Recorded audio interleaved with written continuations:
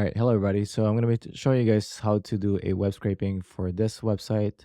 We're going to get all the different courses that's available. So you can see here that there's a pagination involved. So if you scroll down to the bottom, you're going to see all the different letters for each of the golf courses. And when you click on each one of these letters, it's going to show all different golf courses associated with that letter.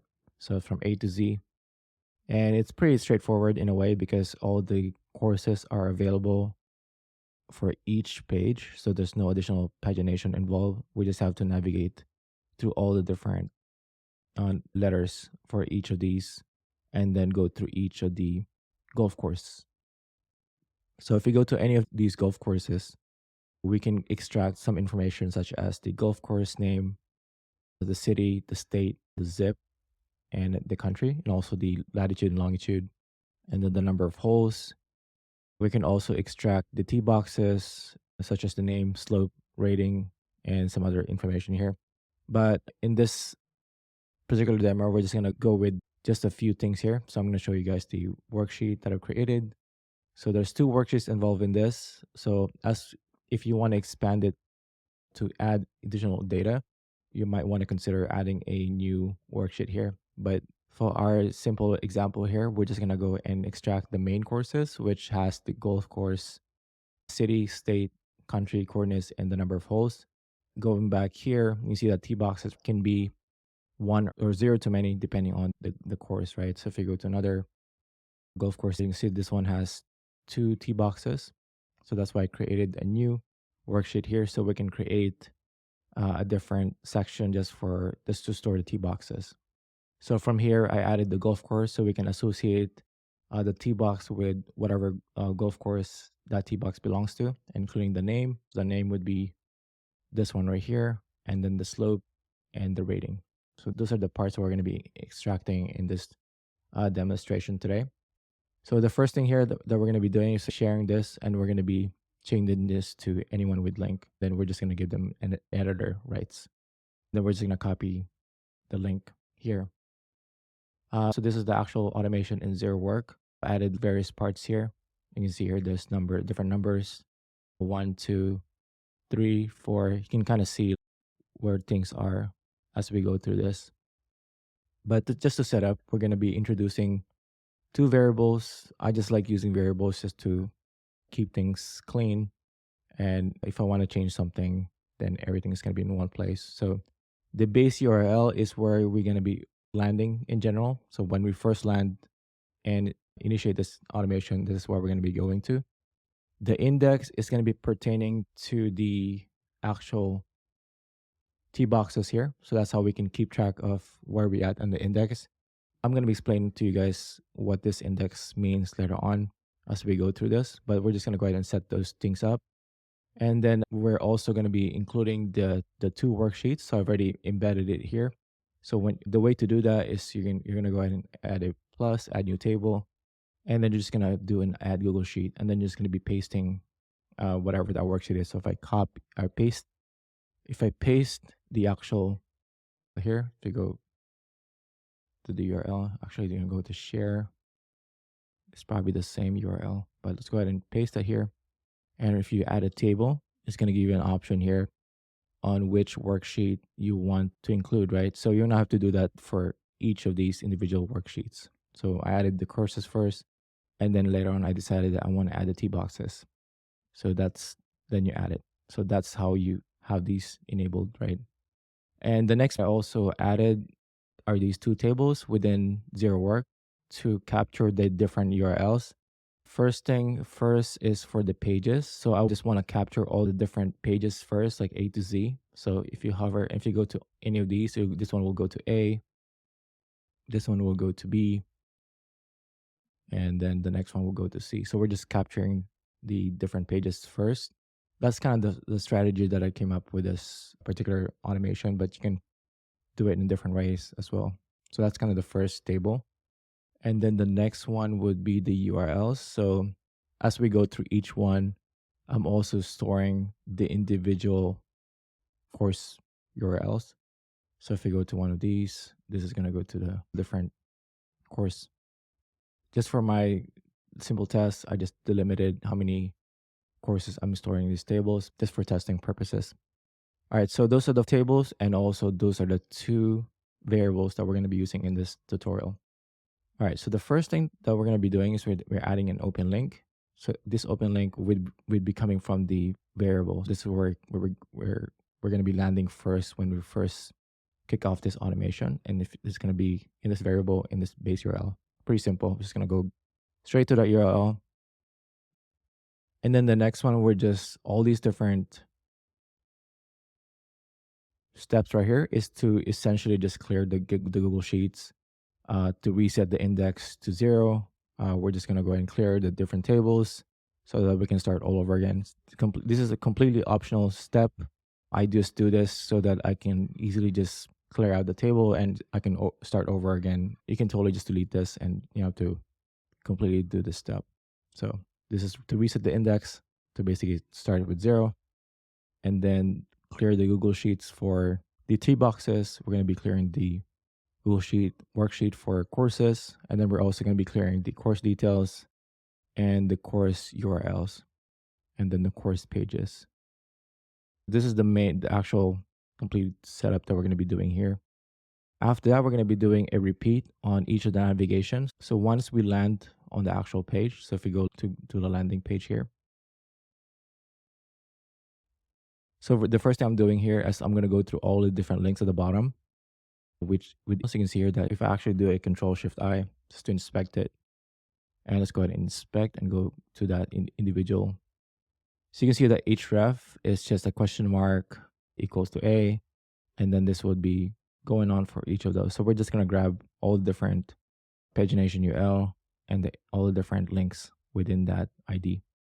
And that's what we're doing here. So pagination URL and A, so we're just going to grab all the links and we're just going to go and repeat it using standard loop type, right? So Control F, you can see here that there's about 26 letters. And we're just going to repeat it. And then since we're just grabbing the href, which, basically is what you see here, the href equals to question mark select equals to A, it's not the full URL. So we're just going to grab the href instead of the link. I believe that I'm using this for a reason, and it's because the link that I was getting wasn't really working properly. So I have to get what the href is, which is just that word, and then based on this loop index, right? So and loop index we're using this index, and then we're just going to go through each of these links at the bottom until we exhaust it. And the next step would be to update. So since we're storing it inside of this course page URL, so we're storing everything in the course page URL, the next step right here would be to actually include the base URL and the URL. So we get the full URL, right? So instead of just getting the partial URL here, we're actually combining the base URL, right? So if you go back here to the variables, you can see that the base URL would be this URL, and then after I combine both of them, it's gonna be slet, right? Slet equals to A, and that's gonna be the full URL. So we're just updating it to essentially to have like the full URL inside of this URL here. So if you go here, it's gonna have the full URL. Oops, this page. Yep. So slet E, slet B, sli, C, and so forth. All right. So that's pretty much what this step does. So this section right here, number 2. And then the next one is we're doing an after repeat. So after we've gone through all the navigation links, different pages, we're just going to go ahead and go through all the different navigation pages. So like start from A. As we go through each of these letters, we're just going to go and repeat through all the different golf courses here, the links. So if we go here and inspect this, we're going to go through all the different links here. See that href is going to be for Jolly. If you go down to the bottom, you can see the next one, with a Gaming Sundance, which is right here. So once we go through all the different navigation, we're going to go through all the different pages and repeat it. And then inside of that would be an inner repeat within that repeat, which is to repeat all the different courses. So within each page, we're going to go and repeat and go through all the different courses here. right? So we have a inner loop within a loop. And then we're going to be saving the course page URL. We're going to be grabbing the course list. So let me go ahead and grab the selector right here and do a control F. So you can see here that as I go to this, it found 630 links. So if I go to this, you can see that the links on the left side is going to be highlighted. So we're just going to grab the href, which is this one right here. So we're grabbing the href as a customer attribute, and then we're storing it in the course URLs, which is this one right here. And then what we're doing here is we're just updating it. Once we've set the actual href, we're just going to go ahead and update it to include this part of the URL because it's an incomplete URL. It's not you're not getting the full path for the actual web page, which we need. So once we get that, we're going to combine both plus the href here, and that's going to be stored and updated into that column of URL. So once that's set, we're going to go ahead and terminate that repeat. One thing I've noticed here, I just have to be careful of is where you add the after repeat. Because if this after repeat was added on the top right here, it would have repeated a bunch of these golf courses multiple times. You just have to make sure that when you do an after repeat, just you add the after repeat where it should be. So that's one thing that you have to be aware of and be careful of. All right. So once we get the two of those repeats finished, right? So we've gone through all the pages. We've gone through and extracted the individual golf course page, which is number 4. We're going to go back to the first repeat here at the bottom and do an after repeat. From here, I'm just doing a step to eliminate any duplicates in the golf courses, just to make sure that we have some clean data to work with. So we're just removing any duplicates from course URLs. And then we're going to go and use the dynamic loop type since we're going to go over the table rows. So we're going to go and put that in there. And then as we go through all the different golf courses, we added the visit link, or we're going to be providing the table variables here from the table. We're going to go ahead and grab the URL, and we're just going to go ahead and open it. And then from here, we're just going to go ahead and go to each of the pages. So if we go here to Jolly, for instance, we're just going to go ahead and extract. So this part right here is we're just going to go ahead and extract the coordinates. So the coordinates lives on this table within the first table right here. So using the selector right here, it's not the best selector that I can find, but some of these tables don't really have any identifier. They have a container, they have a table, but there's a bunch of tables here with the same attributes and classes. So I wasn't really able to get a good one that will be able to stand the test of time. But I think for now this one should work. So we're gonna go ahead and just use this one right here. So to find the coordinates, we're gonna go and use this one right here. So it's gonna be 1, 2, 3, 4, 5, 6, 7, 8. So on the 8th row of this table, that's where we find the coordinates. You can see here that it belongs onto this 8th child. And then we're going to be grabbing the second child TD. So there's 2 TDs within a row. So the label itself is the first one, and then the second one will be on the right hand side, which is either Alexandria, Kentucky, and whatever is on the right hand side here. There's the second column. That's going to be the second column. So we're going to go ahead and just repeat that process. For right now, we got the 8th child of that row, and then we're going to be grabbing the second column.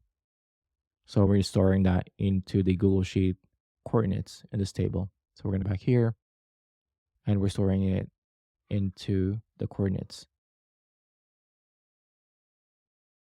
And then the next one is the same thing for the city. I believe the city belongs on the 4th child, right? So the 4th child would be 1, 2, 3, 4. That's a city. And then the second child TD would be the actual value for that TD. So we're just going to grab the text, same format. We're going to be storing it in city. And then for the state, same format. We're going to be grabbing the 5th child row, which is 1, 2, 3, 4, 5, which is this one right here. Same concept. We're going to be grabbing the second column from that table. And that's also what we're going to be doing the same thing for the country. We're going to be doing seventh for the country and then the second column for that particular row, right? And then the next one be the number of holes. I believe that's kind of the same thing. The ninth would be the number of holes. 1, 2, 3, 4, 5, 6, 7, 8, 9. So the ninth would be the number of holes. And then we want to grab the second column, right? So the first one would be in the left side and the second one would be on the right hand side. So that would be the second. And then after we got that, we're gonna go ahead and actually go through, and this is probably the most fun part of this, which is to grab the T boxes, right? Since this is very dynamic, I just want to use a little bit of code since the T boxes uh, could change, right? So it could be anywhere from 0 to, you know, 5. I don't know how many T boxes do you have for each golf course, but this number could vary, right? So I just want to be able to go through each of these. So let's go ahead and inspect it. This was also similar to the previous example here, where the T boxes doesn't have any, ID or specific thing that I can use to target that CSS selector. So I went ahead and just grabbed this selector right here, which is pretty unique for this one right here because this is the only one that has a striped and center text class for this particular table. So let's go ahead and copy this CSS selector so I can show you a little bit. Do Control F. You can see here that as I click down, it will go through each of these rows right here, right? So like I was saying earlier, the table right here, this table is the only one that has a table stripe and then a center text. So if sometime in the future they change and add, center text on another table, then you might have to change this automation. But for now, we're just gonna go ahead and grab all the different rows within a T body, and that's how we can extract the T boxes, right? And that's what we're doing here in the beginning. We're just extracting the rows, and then I'm declaring two ref IDs here. One is specific to the T box a row ID, and one is specific to the index ref ID. All right, so the T box ref ID would be specific to this one right here, where we're storing the actual T boxes in this worksheet right here. And then the next one would be the variables. So for this index, we're going to be using the ref ID for this one right here. And that's how we come up with this two IDs right here. So if anytime in the future you want to change this to a different ref ID, you don't have to go through all the entire code just to change the ref ID so everything's in one place.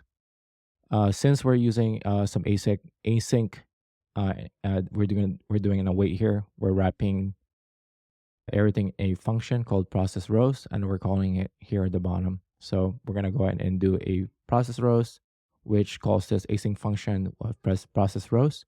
So from here, we're just gonna go ahead and grab the index. Remember, the index is the variable that we stored in one of the variables. So we're referencing it using the index ref ID with the name of index as the variable. And once we get the value, we're gonna go ahead and convert that into an actual number, since we need the number to be able to append the index within a specific row in Google Sheet. We're also going to be grabbing the golf course. So if you go back to the page here, the golf course, which is like this one right here, we're just going to go ahead and grab it. So similar to how we grab it from the previous step here, from the course, we're just going to go ahead and grab this selector right here. So if you go back to this page, do Control F, and this is going to go straight to that course name. So we're using that same selector here. We're just going to go ahead and grab it and store it here. And then we're just grabbing the inner text, or we're just going to go ahead and get a blank if it doesn't exist. The next one is I'm just logging some information here to log, making sure that I'm getting the actual index, as I was having some issues with it. So I was just doing some logging here. This is completely optional. I'll remove that. So this is the fun part. This is where we start going through each of the actual rows. So we're going to go through all the different rows here individually. And that's what we're doing for each here for each row within that rows. Remember the rows was declared here in the top before that process rows function gets called. We're just gonna go through each one of them, right? So we're gonna go ahead and grab each columns, right? So the columns for this one could be name, slope, rating, your HCP rounds, modify, and scorecard. So each of those columns are gonna be added and included as part of these columns, right? We're just extracting all different text and values from all those different columns, and we're just gonna create an array from it, right? And then we're gonna be grabbing the text content and remove any of the spaces, and then we're just gonna go ahead and return it if if it's empty, right? So once we get the columns in an array form, we're just gonna go ahead and just extract each of the individual values, right? So we're gonna go ahead and set for this text box ref ID, we're gonna be setting it into the T boxes here. We're gonna be referencing this Google Sheet worksheet here, uh, and then we're setting the name golf course, which corresponds to this column right here. And then the value would be the golf course, which were extracted from the top here.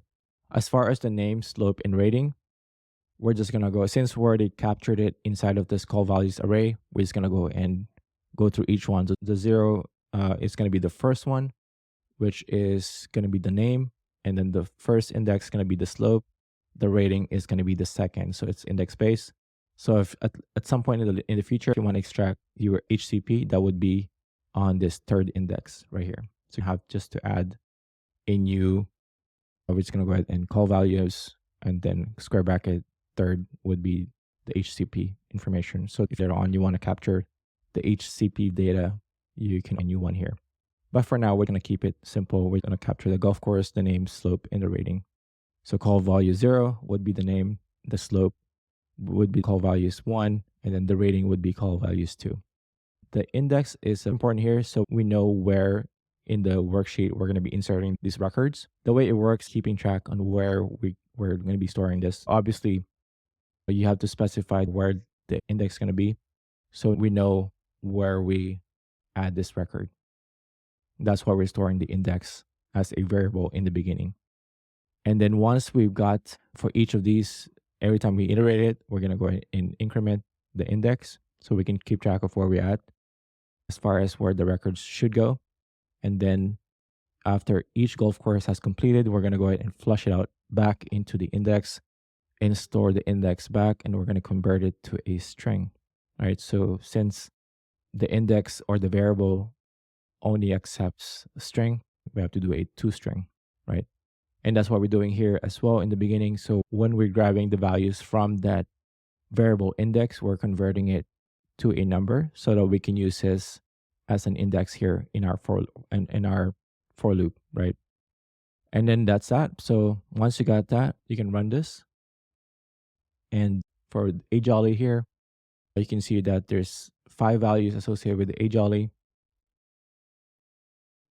So the blue combo, white, red, intermediate, and gold. And then the slope would be associated with slope, and then rating for each one. Same thing for the other golf courses here. I mean, obviously you can structure this a little bit different, just depending on how you want to organize the courses and the T box and how this relationship.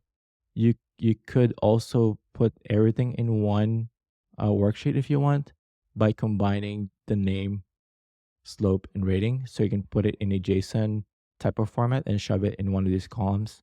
So it really depends on how you want to go with this. I just kind of went with a little bit more flexibility here and went with 2 worksheets here so I can, see everything, the courses and the T boxes in a different worksheet, right? So, but yeah, so that's going to be it for this tutorial. I hope you enjoyed it. I'll see you guys on the next one.